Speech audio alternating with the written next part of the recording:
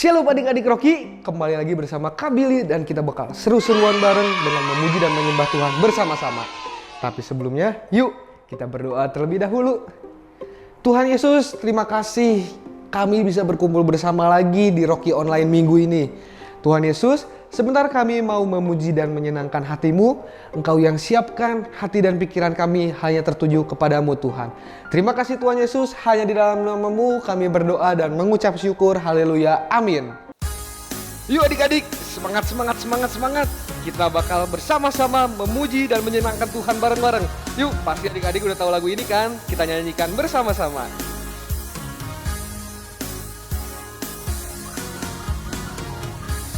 Hanya Kau milikku di surga, tiada yang ku ingini di bumi, hanya Kau. Tak ku andalkan kekuatanku, namun yang pasti Kau tetap selamanya Allah sumber kuatku, Allah sumber kuatku, Allah sumber kuatku dan bagianku selamanya, selamanya. Yuk adik-adik, kita nyanyikan lagu ini lebih semangat lagi.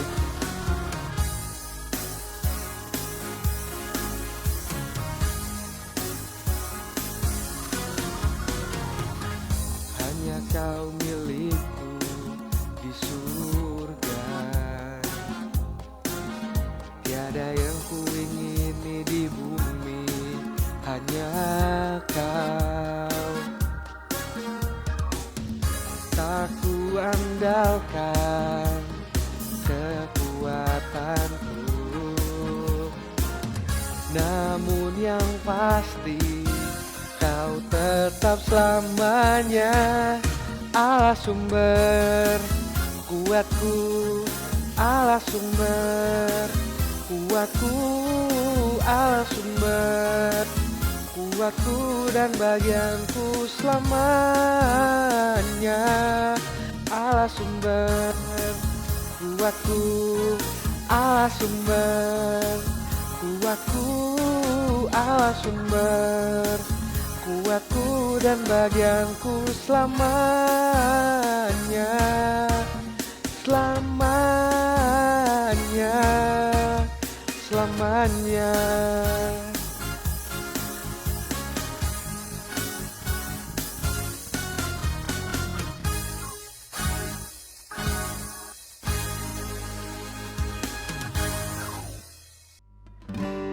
Yuk adik-adik, kita siapkan hati kita.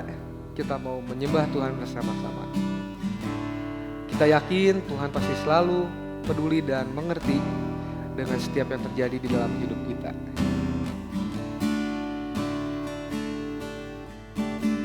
Banyak perkara yang tak dapat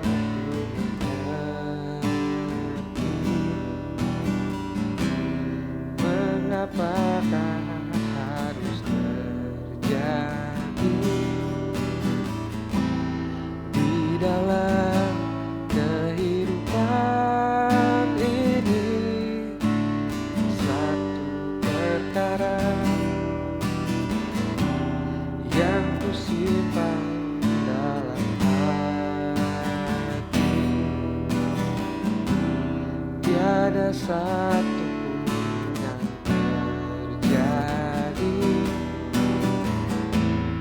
tanpa Allah peduli.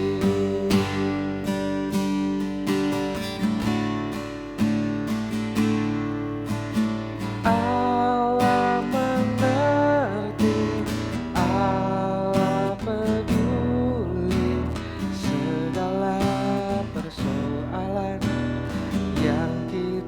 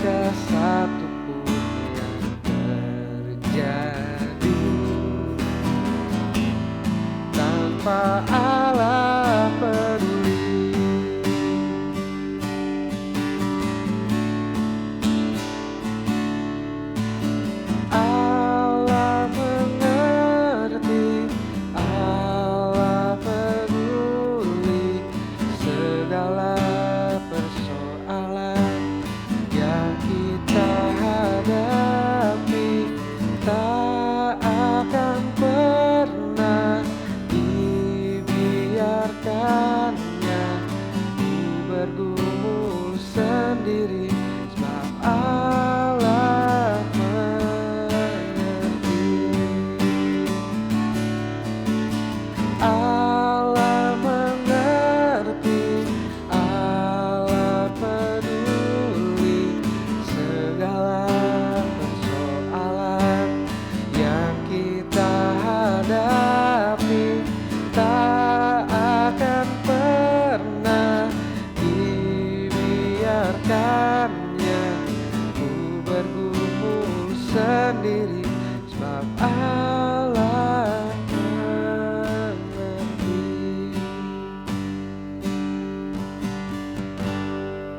Terima kasih Tuhan, Engkau selalu menyertai kami, Engkau selalu peduli dengan apa masalah hidup kami, dengan apa yang kami lewati di dalam hidup kami Tuhan. Berikan kami hikmat Tuhan yang daripadamu untuk dapat mengerti setiap keadaan yang ada di dalam hidup kami. Sebentar kami akan mendengarkan firman-Mu, Engkau yang bukakan hati dan pikiran kami hanya tertuju kepadamu Tuhan. Terima kasih Tuhan Yesus, hanya di dalam nama-Mu kami berdoa dan mengucap syukur. Haleluya, amin.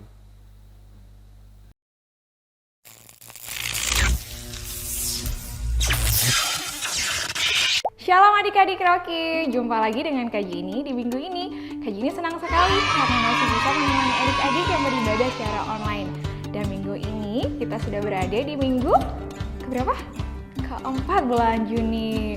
Pastinya ada banyak sukacita, ada banyak rasa syukur yang kita menaikkan kepada Tuhan karena di bulan Juni ini kita belajar banyak hal tentang penyertaan Tuhan.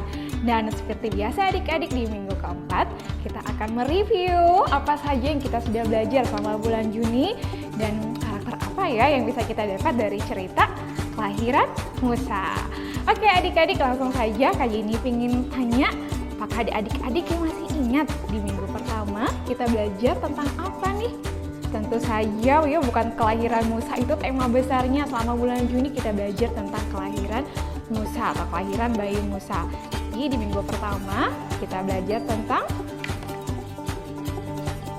aman dalam tangan Tuhan. Kenapa aman dalam tangan Tuhan? Ketika kita sudah mulai belajar percaya sama Tuhan, mau menyerahkan hidup kita, walaupun kita masih kecil, kita percaya segala sesuatunya, kita pasti dilindungi dan disertai Tuhan. Dan minggu kedua kita belajar apa? Untuk sebuah tujuan. Benar sekali, Kak Jenny maupun adik-adik di rumah, kita diciptakan Tuhan bukan karena Tuhan lagi iseng, tapi karena Tuhan punya sebuah tujuan untuk setiap kita. Yang pastinya kita harus memuliakan Tuhan dengan kehidupan kita. Tuhan itu menciptakan Kak Jenny dan adik-adik di rumah itu unik dan satu-satunya. Pastinya sama seperti Musa diciptakan Tuhan, dihadirkan Tuhan dengan sebuah tujuan. Kak Jenny dan adik-adik juga sama, kita diciptakan Tuhan karena ada sebuah tujuan Tuhan, yaitu harus memuliakan Dia dengan seluruh hidup kita.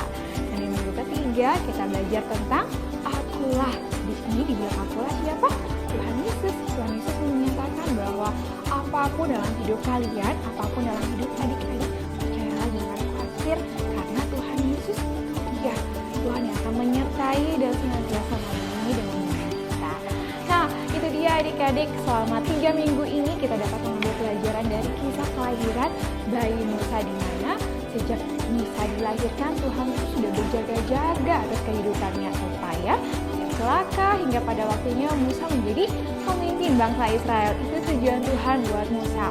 Dan pastinya tujuan Tuhan juga ada dong buat adik-adik dan Kak Jenny. Nah adik-adik, pastinya kejadian kelahiran bayi Musa sampai dia ditolong tidak terlepas dari bantuan siapa? Mamanya dan kakaknya. Masih ingat siapa nama ibunya Musa? Iya, Yokabed, dan kakaknya yang perempuan namanya Miriam. Nah adik-adik, tentunya ibu dan kakaknya Musa ini lewat hikmat Tuhan, mereka berhasil membuat keranjang yang tidak bisa dimasuki air. Memang itu pengorbanan yang luar biasa, sangat berani adik-adik, dan tentu saja itu berbahaya. Pertama, orang tuanya sudah berani melanggar perintah raja yang harus memusnahkan semua bayi laki-laki. Tapi ingat lagi, mama dari Musa dan kakaknya ini percaya bahwa Tuhan punya tujuan untuk Musa. Sehingga dengan hikmat Tuhan mereka berhasil menyelamatkan Musa dan bertemu akhirnya dengan Putri Firaun. yang tadinya hendak mandi lalu ketemu dengan bayi Musa di sungai Nil. Itu semua ada rancangan Tuhan, dan disitulah Tuhan menyatakan bahwa Tuhan, akulah Tuhan yang menyertai. Keren banget ya adik-adik. Untuk itu minggu ini sama-sama kita mau belajar tentang wisdom. Apa itu? Wisdom yang artinya hikmat. Wah, nah kalau Kak Gini baca-baca nih, artinya hikmat itu suatu pengertian, pemahaman dalam mengenai orang, barang, kejadian atau situasi untuk menghasilkan kemampuan menerapkan persepsi penilaian. Aduh, pusing sekali bahasanya ya. Nah, sederhananya seperti ini. Hikmat itu adalah seperti ini, Kak Gini ringkas ya. Suatu kemampuan untuk yang pertama, kita bisa melihat atau mengerti suatu permasalahan. Yang kedua, kita bisa membuat keputusan. Ya, hikmat itu memampukan kita untuk membuat keputusan, untuk melihat mana hal yang benar, mana hal yang salah. Yang ketiga, kemampuan dengan hikmat kita mampu untuk mengontrol emosi dan tindakan kita. Yang terakhir, kita mau berkorban nih adik-adik. Nah, yang pertama, kita bisa melihat atau mengerti suatu masalah itu. Pastinya kalau dengan hikmat Tuhan, kita akan belajar apa tadi? Bisa mengontrol emosi, mengendalikan diri, tidak langsung marah-marah misalnya, tidak langsung kesal, tidak langsung benci sama orang. Tapi dengan hikmat Tuhan kita akan melihat dulu nih, mana ini hal yang benar, hal yang salah. Dan pastinya dengan hikmat Tuhan kita juga akan belajar sabar, mau mengampuni, belajar mau mendengar nasihat dulu, belajar mau untuk mendengarkan orang lain. Itu hanya bisa kita dapat dari hikmat dari yang Tuhan. Yang berikut adalah mau berkorban. Mau berkorban di sini banyak hal. Pertama, mungkin dalam mengendalikan emosi kita ya. Ketika kita lagi dalam suatu masalah, adik-adik dalam pertemanan, menghadapi mama papa di rumah, adik dan kakaknya lagi berantem misalnya. Nah, di sini adik-adik akan diminta ketika adik-adik memang mau memiliki hikmat, hikmat itu akan memampukan kita untuk mau rela berkorban. Rela berkorban ini apa? Meninggalkan ego kita dan mau berdamai lebih dulu. Nah, seperti itu adik-adik. Keren ya itu singkat secara hikmatnya. Lalu, nah pasti adik-adik nanya nih, Kak Gini berarti orang hikmat itu sama dong kayak orang pintar? Oh, tentu saja berbeda adik-adik. Orang yang berhikmat adalah orang yang bisa menggunakan kepintarannya di waktu yang tepat dengan cara yang tepat. Lalu bagaimana dengan seseorang yang hanya pintar saja? Kalau orang yang hanya pintar tapi dia tidak berhikmat, itu pastinya tidak cukup. Karena kepintarannya itu bisa disalahgunakan. Dia akan jadi orang yang sangat berbahaya. Untuk itu, kakak maupun adik-adik di rumah kita sangat membutuhkan hikmat. Dan pastinya sumber hikmat cuma dapat di satu, yaitu toko online. Oh, tentu saja salah. Sumber hikmat cuma satu adik-adik, gak bisa dibeli pakai uang, gak bisa dicari di mana-mana. Cuma satu, yaitu Allah sendiri. Bukan Kak Jenny yang bilang, Alkitab mengatakan Roma 16 ayat 27a. Bagi dia satu-satunya Allah yang penuh hikmat oleh Yesus Kristus. Alkitab yang mengatakan hanya Tuhan satu-satunya sumber hikmat. Nah adik-adik, untuk itu super kebenaran minggu ini mengajarkan kita Allah sumber hikmat. Lagi dong, super kebenaran minggu ini Allah sumber hikmat. Nah adik-adik, kira-kira orang yang berhikmat itu karakternya seperti apa aja nih Kak Jenny? Yang pertama, orang yang berhikmat itu takut Tuhan hidupnya. Takut Tuhan berarti bukan menganggap kayak Tuhan kayak aduh Tuhan kayak hantu gitu. Enggak, tapi takut Tuhan itu pasti adik-adik juga udah tahu dong, harus berani melakukan hal-hal yang benar, berani mengatakan tidak pada dosa. Karena kita belajar menghargai Tuhan, kita belajar takut Tuhan. Itu karakter orang yang berhikmat. Yang berikut, yang kedua, apalagi karakter orang yang berhikmat, yaitu rendah hati. Rendah hati artinya pasti dong tidak sombong.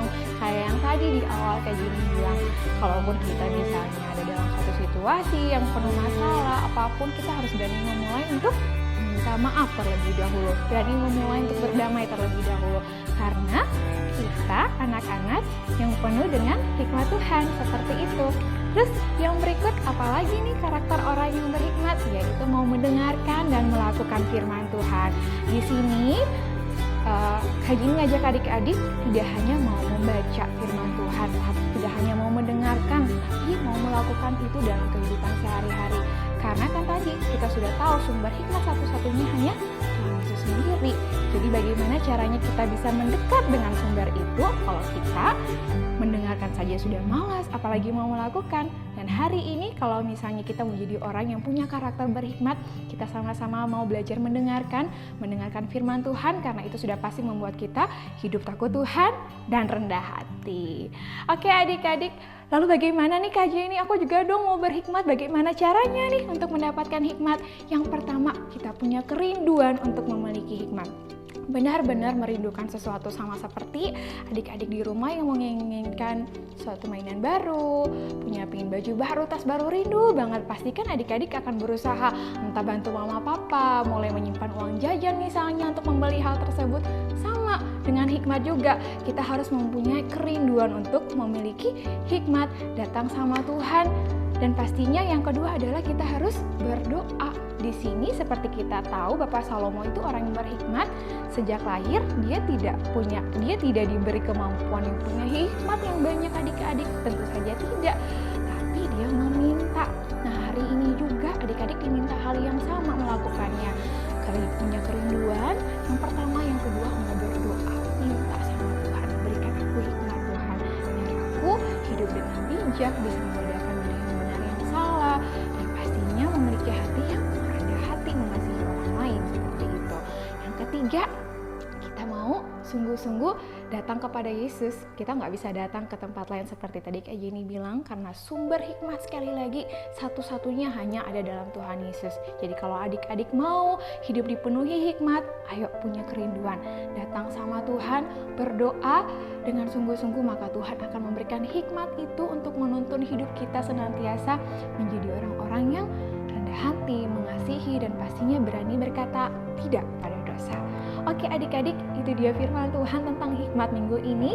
Lalu super ayat minggu ini juga mengajarkan kita dari Amsal 2 ayatnya yang ke-6. Karena Tuhanlah yang memberikan hikmat, dari mulutnya datang pengetahuan dan kepandaian. Sekali lagi, Amsal 2 ayat 6. Karena Tuhanlah yang memberikan hikmat, dari mulutnya datang pengetahuan dan kepandaian. Keren adik-adik. Yuk, kita sudah belajar banyak hal tentang kelahiran Musa di bulan Juni ini, terutamanya yang minggu terakhir ini kita sama-sama belajar tentang hikmat.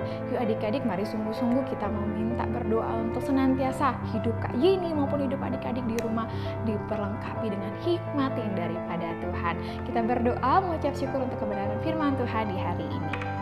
Tuhan Yesus, terima kasih untuk setiap kebaikan-Mu Bapa. Kami boleh belajar Tuhan bagaimana hikmat-Mu yang akan menuntun kami senantiasa di sepanjang kehidupan kami. Ajar kami Bapa untuk senantiasa memiliki hati yang rindu. Kami mau berdoa sungguh-sungguh dan kami mau datang sama Tuhan, memiliki kerinduan untuk memiliki hikmat, sebab kami percaya hikmat yang daripada-Mu memampukan kami Tuhan menjadi anak-anak yang hidup berbeda dari orang-orang di luar sana yang tidak mengenal Tuhan. Ini kami Tuhan Yesus, kami mengucap syukur, haleluya, amin.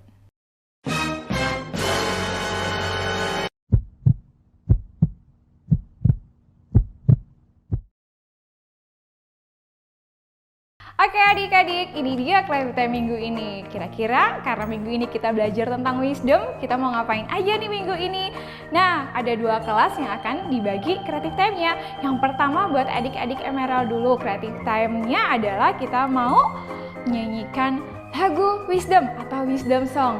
Nah, linknya bisa adik-adik temukan di deskripsi video ini ya, udah Kak Jenny simpan di sana. Pastikan adik-adik minta bantu mama papa nih yang Emerald, dicek lagunya dong. Kira-kira seperti apa nih lagu wisdom? Itu keren banget. Kak Jenny spill sedikit ya. Lagu wisdomnya seperti ini. W-I-S-D-O-M, spell wisdom, I need it. W-I-S-D-O-M, in your word I find it. Nah, untuk lebih serunya adik-adik langsung cepat-cepat cek linknya, belajar sama-sama lagu wisdom untuk adik-adik yang Emerald nih. Dan buat adik-adik Ruby dan Safir, adik-adik bisa melakukan cerita berantai.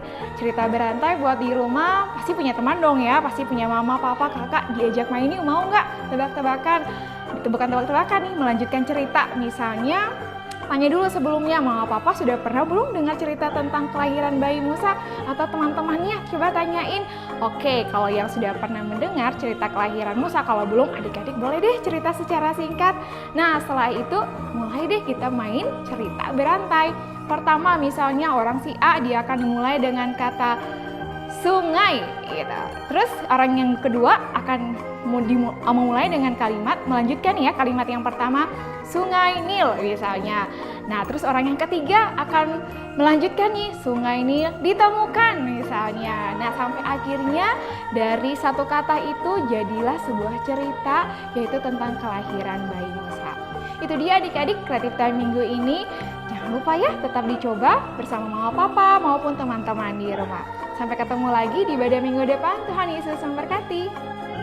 Adik-adik, sekarang saatnya kita untuk memberikan persembahan. Adik-adik bisa minta tolong papa mama untuk memberikan persembahan melalui QR Code yang akan ditampilkan sebentar lagi. Tapi sebelumnya, yuk kita berdoa terlebih dahulu. Tuhan Yesus, kami bersyukur dan selalu bersyukur akan segala berkat-Mu di hidup kami Tuhan. Sebentar kami akan membagikan sebagian dari berkat yang telah Engkau berikan kepada kami untuk kembali memperluas kerajaan-Mu Tuhan. Terima kasih Tuhan Yesus, hanya di dalam nama-Mu kami berdoa dan kami siap memberi. Amin. Selamat memberi.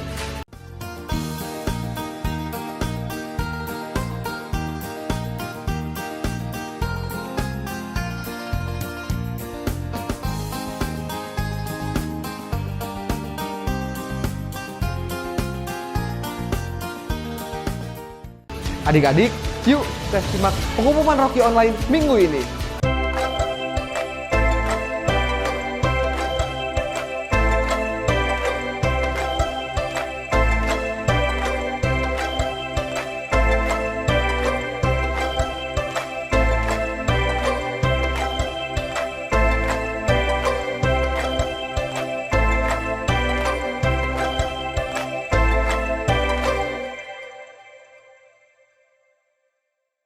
Adik-adik, ibadah Rocky Online minggu ini telah selesai. Tapi jangan khawatir karena minggu depan kita dapat berkumpul bersama di Rocky Online lagi. Oke, sekarang Kak Billy pamit undur diri. Happy Sunday and God bless you. Dadah!